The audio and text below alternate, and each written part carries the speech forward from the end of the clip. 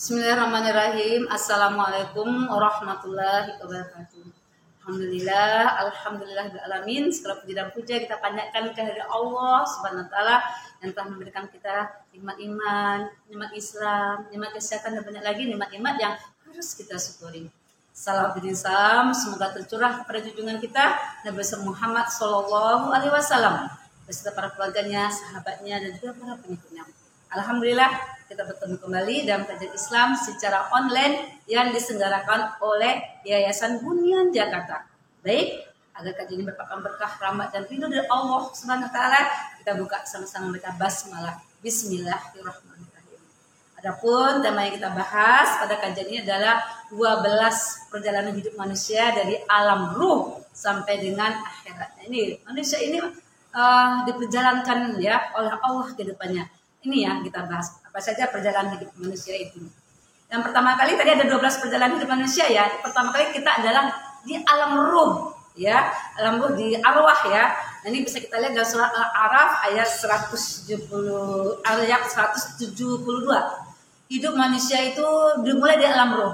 Waktu di mana Allah itu mengumpulkan semua ruh manusia yang akan diturunkan ke bumi. Nah, kejadian masalah alam ruh ini dikisahkan dalam Al-Quran. Dalam surat tadi saya katakan surah Al-A'raf ayat 172 yang artinya, dan ingatlah ketika Tuhanmu mengeluarkan keturunan anak-anak Adam dari sulbi mereka.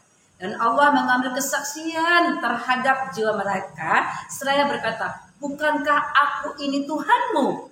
Ya, mereka menjawab, betul, engkau Tuhan kami. Kami menjadi saksi. Kami lakukan yang demikian itu agar di hari kiamat ya kamu tidak mengatakan sesungguhnya kami Bani Adam adalah orang-orang yang lengah terhadap ini keesaan Tuhan. Jadi di alam ruh itu ya ketika kita disebut ruh ya di dalam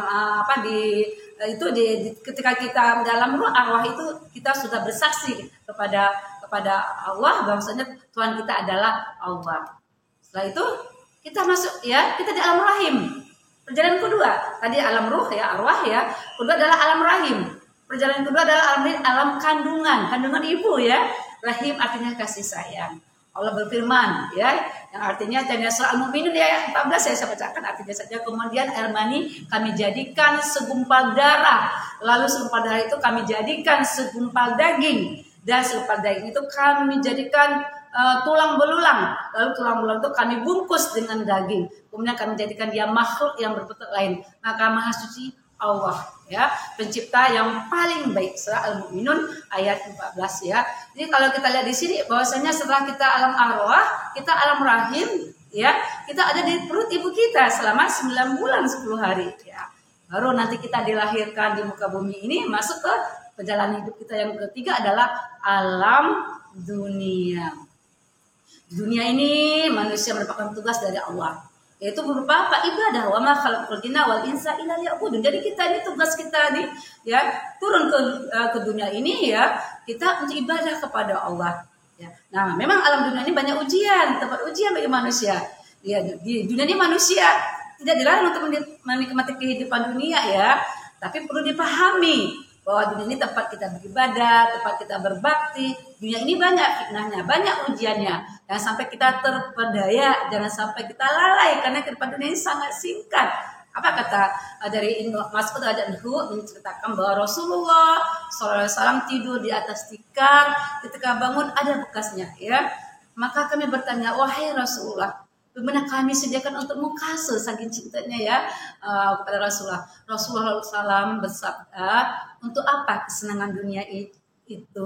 Hidup saya dunia seperti seorang pengendara yang berteduh di bawah pohon, kemudian pergi dan meninggalkannya. Hadis riwayat At-Tirmidzi. Jadi kehidupan dunia itu sangat singkat, seperti kita berteduh di bawah pohon, ya, pengendara ya di bawah pohon, kemudian kita pergi dan meninggalkannya. Jadi dunia bukan yang kekal.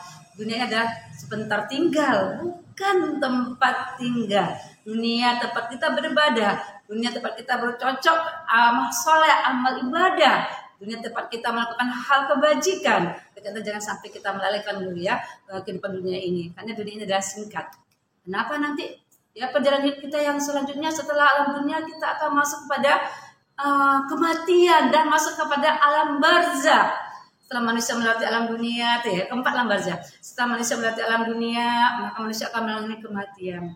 Jika kematian telah datang, maka putuslah semua hubungannya dengan kehidupan dunia. Setelah meninggal, manusia akan memasuki alam barzah atau alam kubur. Yang di alam kubur itu tinggal sendiri, ya. Hanya amal soleh yang menemani. Kalau dia di dunia akan amal soleh, tapi kalau di dunia itu bermaksiat, itu amal buruknya yang akan menemaninya.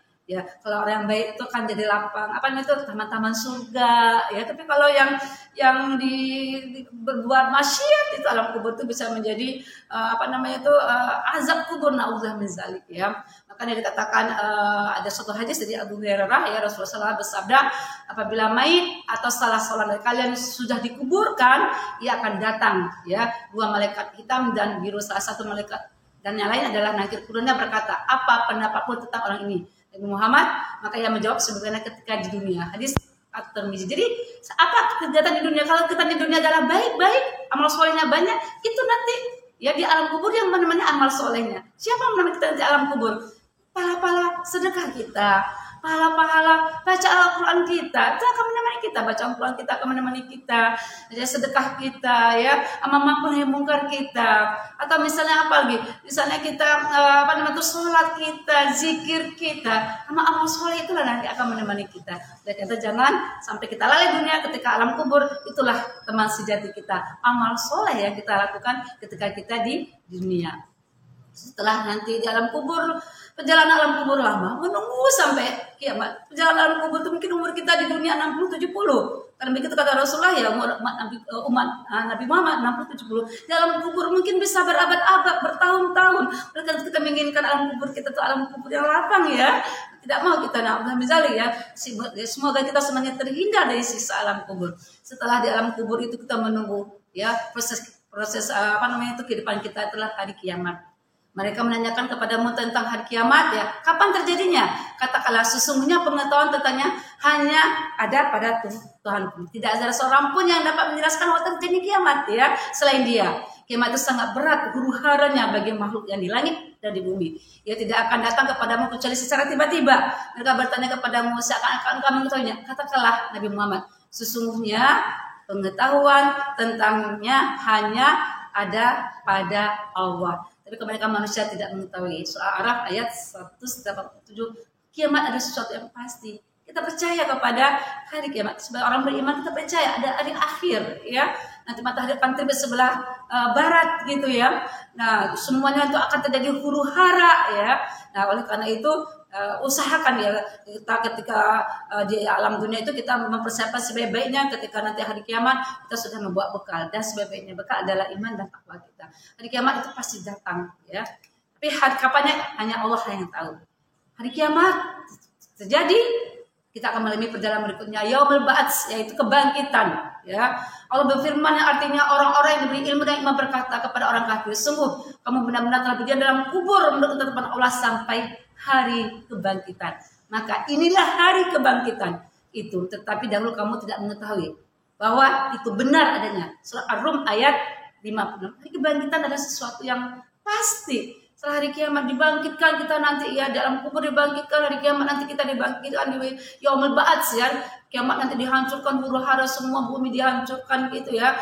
Gunung-gunung juga, ya, semuanya pasak bumi itu juga hancur, ya. Nah, nanti kita setelah hari kiamat nanti ada namanya yaumul ba'ats, ya, kita hari kebangkitan. Dibangkitkan supaya apa? Kita nanti, ya, kejadian berikutnya, perjalanan berikutnya adalah kita akan masuk kepada proses yaumul mahsyar. Ya, yaumul mahsyar itu adalah kita akan berkumpul pada mahsyar. Surah Ibrahim ayat 48. Dan ingatlah hari ketika bumi diganti dengan bumi yang lain, dan demikian pula langit. Mereka berkumpul di padang mahsyar menghadap Allah yang Maha Esa lagi Maha Perkasa. Jadi nanti di padang mahsyar kita berkumpul, ya, seperti kita nanti akan mengalami persidangan. Nanti kita berkumpul dengan Rasulullah berkumpul dengan umatnya, masing-masing berkumpul dengan umatnya para nabi, gitu, di padang mahsyar, ya. Setelah padang mahsyar nanti ke-8 kita akan peroleh syafaat, dan syafaat itu kita akan mendapatkan syafaat dari Allah, ya, syafaat dari Rasulullah, syafaat dari misalnya baca Al-Quran, dan bisa juga syafaat dari orang yang beriman. Yang ke-9 nanti kita akan masuk setelah yaumul hisab, ya, surah Al-Kahfi ayat 49. Diletakkan kitab catatan amal pada setiap orang. Lalu engkau akan melihat orang berdosa merasa ketakutan terhadap apa yang tertulis di dalamnya. Ya, beda soal mutafifin juga, ada orang mendapatkan sijin atau irin, ada yang mendapatkan kitab sebelah kanan, ada sebelah kiri, gitu ya kan, akan mendapatkan catatan amal. Setelah itu nanti ditimbang. Dalam berikutnya nanti ada namanya yaumil mizan, timbangan. Ya, jadi kita akan ditimbang amal-amal kita. Dan barang siapa ringan timbangan kebaikannya, maka mereka itulah orang-orang yang merugikan dirinya sendiri. Mereka kekal di dalam neraka jahanam. Wajah mereka dibakar api neraka dan mereka di neraka dalam keadaan muram dengan berbagai cacat. Al-Mu'minun 102 sampai 104. Itu kalau orang-orang yang ringan timbangannya. Nah, kita menginginkan nanti yaumul mizan timbangan kita berat ya. Berkata bagaimana supaya timbangan berat ya? Ayo kita masih di dunia ini, masih hidup nih. Kita usahakan beramal soleh, beribadah, ya kita luruskan ya kita untuk mencari doa Allah, rahmat Allah ya. Kita selalu mengikuti sunnah-sunnah Rasulullah sehingga nanti kalau kita ditimbang yaumul mizan nanti timbangan kita adalah timbangan yang berat dengan kebaikan-kebaikan. Terus selanjutnya yang ke-11 kita akan mengalami menjalani sirat. Apa itu sirat ya? Mas'ud Raja Nahwu menggambarkan, ini mengerikan sekali ya, menggambarkan sirat sebagai jalan yang lurus yang melintasi neraka. Jalan lurus melintasi neraka berbentuk seperti pedang yang tajam, licin dan dapat mematahkan. Di atasnya terdapat besi-besi tajam dari neraka yang mencakar dan mencengkraman siapa saja yang dikehendaki. Cara orang-orang melintasi jembatan itu beragam. Ada yang melintasi sirat itu dengan secepat kilat, seperti angin, kuda berjalan hingga merangkak. Hadis riwayat Tabrani dan Baihaqi. Jadi mengerikan sekali ketika sirat itu ya. Jadi jadi ada orang yang secepat kilat. Itu yang membawanya siapa? Ya amalannya. Ada sempat angin, ada sempat kayak kuda, bahkan ada yang berjalan, bahkan ada yang merangkak. Ya, kita menginginkan ya, ketika kita meniti siratal mustaqim nanti perjalanan kita adalah cepat ya, kalau bisa secepat kilat atau angin ya. Mudah jangan sampai ya kita berjalan merangkak, naudzubillah menjalik. Jadi perbanyaklah ya amal-amal. Sekali lagi dunia ini bukan tempat tinggal, di sini adalah sementara tinggal. Perbanyak amal soleh, ketika amal soleh itu juga akan meringankan kita nanti di sirat. Dan yang terakhir, inilah perjalanan terakhir kita. Setelah kita melintasi sirat, ya, dari sirat kita menuju ya, nanti ada orang yang dibalas dengan surga, ada yang dibalas dengan neraka. Firman Allah dalam surah Al-Insan ayat 12 ya, Dia memberi balasan kepada mereka karena kesabaran mereka dengan surga dan pakaian sejahtera. Orang-orang yang masuk surga karena kesabarannya beramal soleh, kesabarannya dia beribadah, kesabaran dalam ketaatan, kesabarannya dalam kebaikan-kebaikan. Tapi sebaliknya dalam surah An-Nisa ayat 56, sesungguhnya orang kafir dan mati dalam keadaan kafir, mereka itulah penghuni neraka. Mereka kekal ya, mereka akan kekal di dalamnya. Ya, pilihan surga dan neraka. Oleh karena itu ya para pemirsa semua ya yang ikut kajian ini 12 perjalanan hidup kita ini ya dari alam Allah tadi sampai kepada surga dan neraka, kita baru di alam yang ketiga, alam dunia. Karena alam dunia inilah tempat kita bercocok tanam, alam dunia inilah tempat kita bekerja keras untuk mempersiapkan bekal kita sebanyak-banyaknya untuk akhirat kita. Perjalanan akhirat masih panjang ya. Oleh karena itu kita ingin perjalanan yang berat nanti, perjalanan panjang nanti ditemani dengan amal-amal soleh kita. Kemudian Allah ridhai kita, Allah berkahi kita, Allah rahmati kita, dan Allah ampuni segala kesalahan-kesalahan kita. Sehingga kalau nanti Allah memanggil kita meninggal dalam keadaan husnul khatimah dan masuk ke dalam surga Allah.